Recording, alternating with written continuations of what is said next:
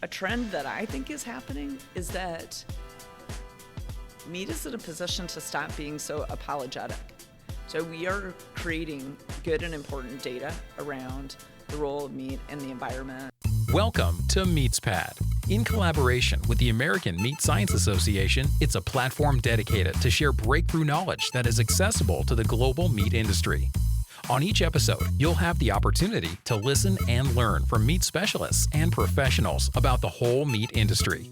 This podcast is brought to you by the U.S. Meat Export Federation, Ultrasource, equipment and supplies for the meat and food industry, Viscofan collagen casings, the best alternative to animal gut casings for a better taste and sustainable sausage making. Hello, me folks. Welcome back to the MeatsPad podcast. My name is Francisco Najar, and we're back at RMC this year. We're kicking off this podcast. We, as always, we want to visit with the CEO, Collette Kaster of AMSA. And this year, the 77th RMC, and we're in Oklahoma City, Oklahoma. Welcome, Collette.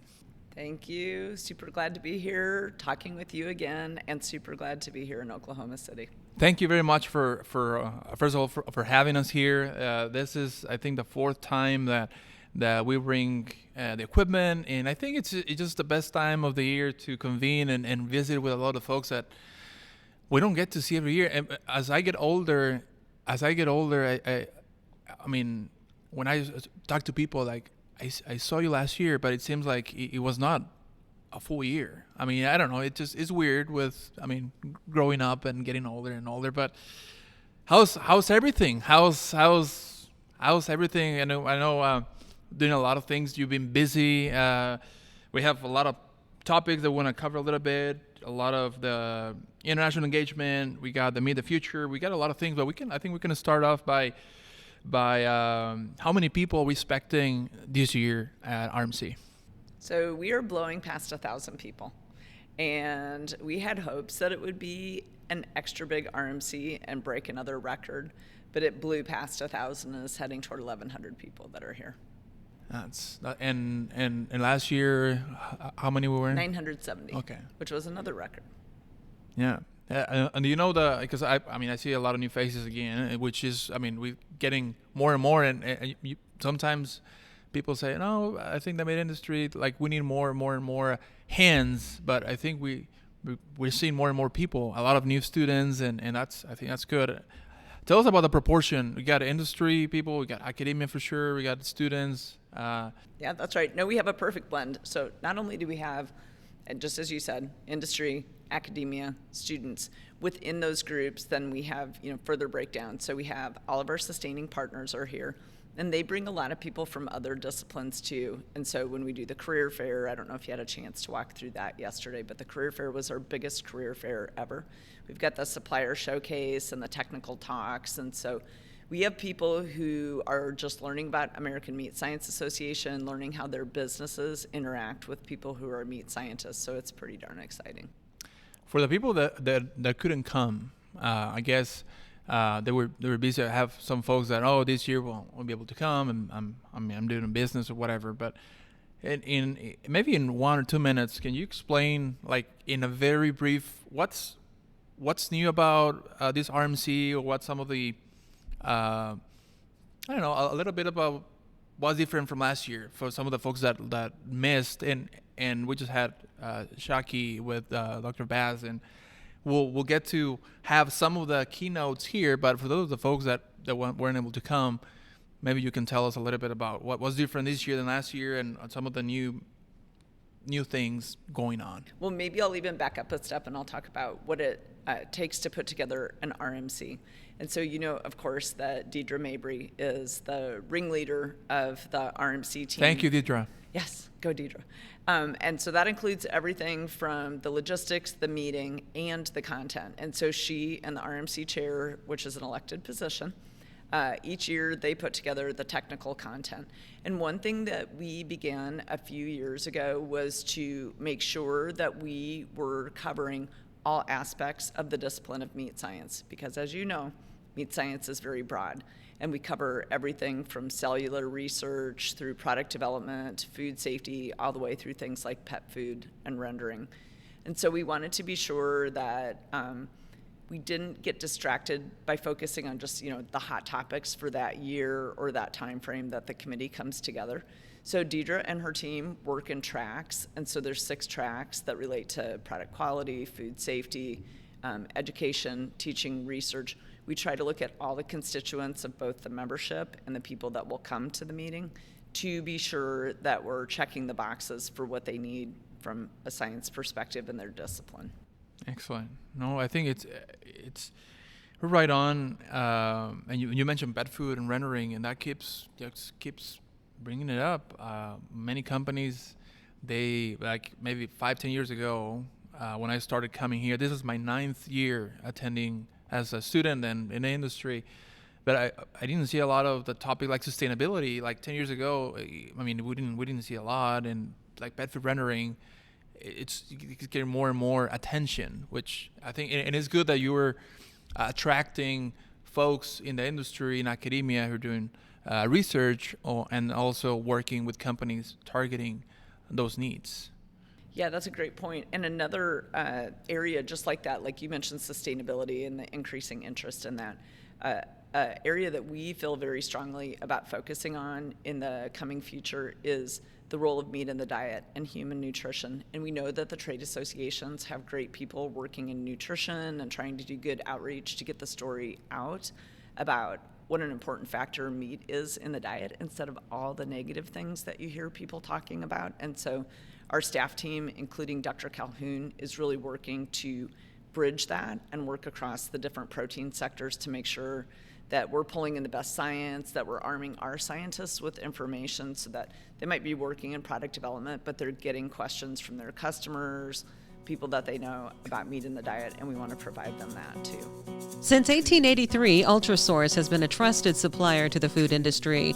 Ultrasource provides superior kill floor, processing, packaging, and labeling equipment and operational supplies. And I think along those lines, there's an audience and more, I mean, the online aspect of things. And I think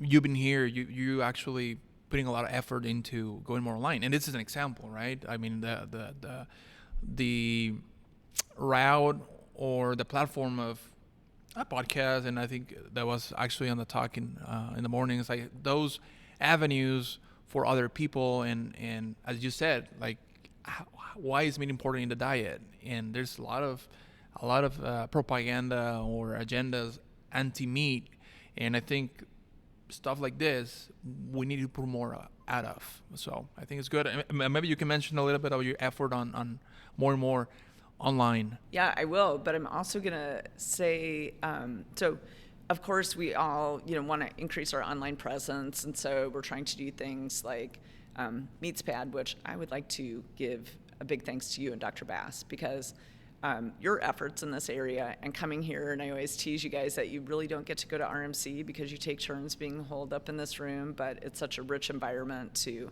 interview people. So setting that aside, we're doing a lot more webinars. We're recording content, as you said, to make it available for people who can't be here. But all that aside, this is proving, along with many other things, that nothing replaces human-to-human interaction. Having those casual conversations, hearing something, and then having an additional dialogue about it, setting up follow-up meetings when you're together at a meeting like this. And so I think having record attendance is a reflection that people want to be together conversing about these things. I had a question that I want. I mean, I always typically somebody I ask out of the people we interview about the trends, the new trends in the meat industry, and you're very close.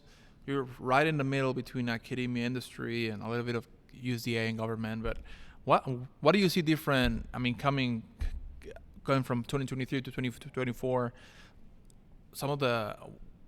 what can we expect in the near future? I mean, you talk about lab-grown meat. You talk about like doing more online, but also the importance of human interaction. But I think maybe you have another perspective on the near future of the meat industry. Yeah. Well, a trend that I think is happening is that meat is in a position to stop being so apologetic.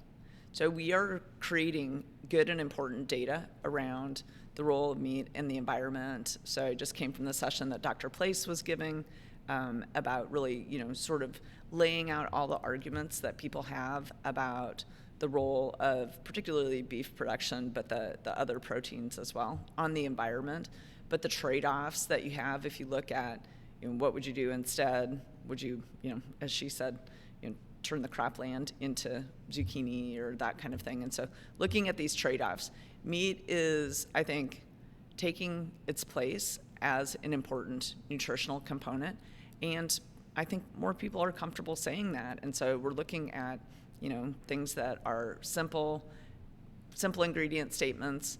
Last year we had a huge session about cell-cultivated meat. So the label approvals were just taking place. Some of the initial facilities were coming online. There was still a lot of product development in the plant-based world, but that has shifted. Some of people's thoughts about that have shifted as well. And so we want to be, just as I probably said last year, open-minded. We're scientists, we're technical people. We want to make what people demand and choose to eat.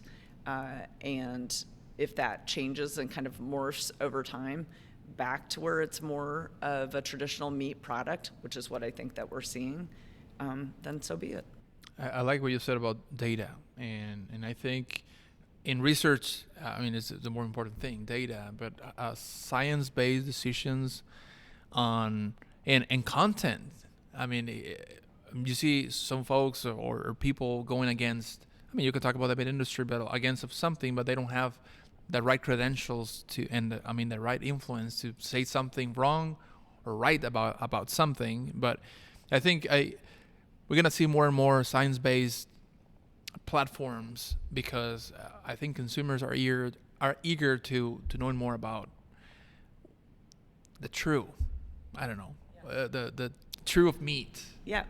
Well, and it's really the truth about protein is what we're talking about, right? And so we know the role of protein for all ages of people is critical, whether it's your first 1,000 days of life or in a geriatric population where they're constantly deficient in protein, and then you have all the concurrent issues that go along with that. We see an uptick in people's interest in training, fitness, weights, protein intake. We see some really awesome data coming from Europe about these kind of things, and the data that Dr. Stanton and Frederick Lavoie presented. And so I just think when you really look at the big picture, it's kind of exciting. It is, and it's and I want to thank your team, my team, to make this possible because it's a lot of work. You mentioned Deidre, all the things that we don't get to see, and we just see like, oh, this is easy. But when you start putting everything together, like from basically a year before, it's worth it. It's very worth it. For sure. The event last night was awesome. That museum, I want to come back down here as soon as possible and go visit that museum. It was just tremendous. Thank you, Collette, for having us. Thank you, Collette, for being that bridge in the industry, and let's keep pushing. Yeah, happy to do so. Thank you for the opportunity. Thank you, folks. We'll see you next year in 2025. So we can talk briefly about next RMC. Okay. Go on. 2025, the Ohio State University, and we'll see the welcome video on Wednesday morning. It's going to be epic. It'll have its own unique flavor, so to speak, right? So I know that Ben and Lyda and Dr. Knipe and the whole team from Ohio State are really going to work together to put together a great program, and Dr. Gary Sullivan will be the RMC chair next year. Looking forward to that. Thank you very much, folks. We'll see you next time.